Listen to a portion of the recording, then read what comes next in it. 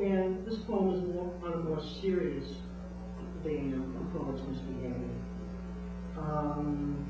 5 years ago, Bob Kaufman, who was one of the beat poets, in fact, was the poet who coined the term beatnik, died. And all kinds of crazy, wild, zany shit happened in terms of people backstabbing each other, talking all kinds of shit about each other. This is in San Francisco. And, you know, doing all kinds of one-up man shit, literally one-up man shit about each other. So this poem is called Crabs. And it has an epigraph by Nazim Hikmet, the Turkish poet, that goes, "The sight of people fighting others like themselves is pathetic, like the sight of a swamp in noonday heat." So this is called Crabs. This poet's an ideological whore for publishing in that journal. And that poet's a conceited, swell-headed asshole for writing for such a reaction in a rag. And yet another ain't a poet at all, because Son of Green's party didn't get a ride in the accused BMW. And still yet another is a real cold motherfucker who committed poetic cradle robbery, and someone really ought to and is working on the project for suing his ass.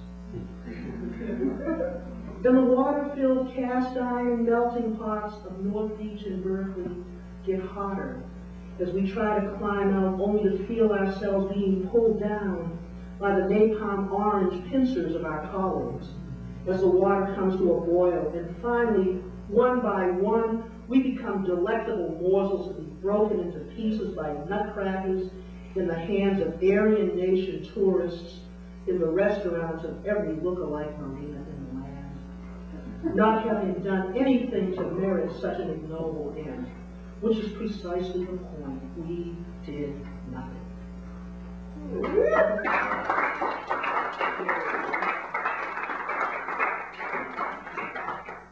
This poem is called August 1965.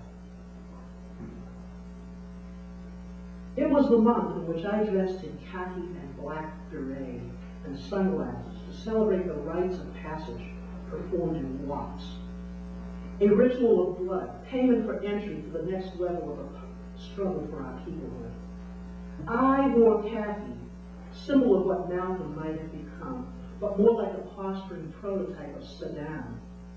And with others developing sore, calloused feet, marathon marching, the hot pavements of Boston, 109 days of a vigil picket to pass a law integrating the school so we thought. We won that battle to have victory become a rock for Sisyphus to roll continuously up Beacon Hill, as the battle won turned out to be a mere skirmish in a very long war. It was the month in which white folks named Holt and Barclay, Hughes and Weston, tried to teach madmen like Steptoe and Hicks. And for their troubles were taunted and labeled about their white liberal bullshit, while all across our land, the terms of friendship skyrocketed higher in price than Mideast oil. It was the month in which we remembered names. A long year of Cheney, Goodman, and Schwerner, Jackson, Reeve, and the Uso. And all the black bodies unearthed, found floating in streams and rivers, or heads blown off by cops in Harlem, Chicago, and 100 other places, culminating in a week of black theater on the streets of Watts. A theater in which the final act is yet to be written, since the final scene is the tanks of the people smashing through the East Wing and into the Oval Office. And finally, there was Malcolm at the temple, telling the Caiaphases of our time that here he was between the altar and the tablets, like all other prophets who had come to die in Jerusalem.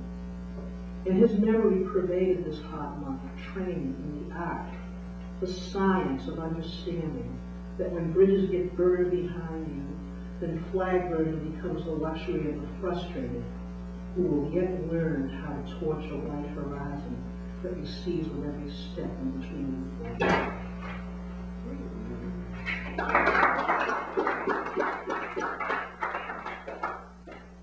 Two poems. themes. The first one is about John Brown. It's called Full Gallons of Harper's Ferry. The sun rose over the graves of both armies of bleeding Kansas, and John Brown, like Elijah, like Jesus, combined, rode across the plains, sons, in-laws, comrades in his train, while the real abolitionists were finding how abruptly feet will grow cold, even in this roasting hell of slavery. And he was leaning on the everlasting arm.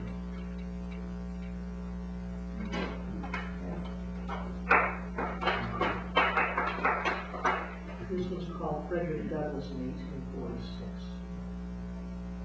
He is alone in a time of passing of Teutonic warlords who keep invoking the names of their gods, even though Thor and Woden have enough sense not to throw creation out of whack when your names are invoked with Jesus.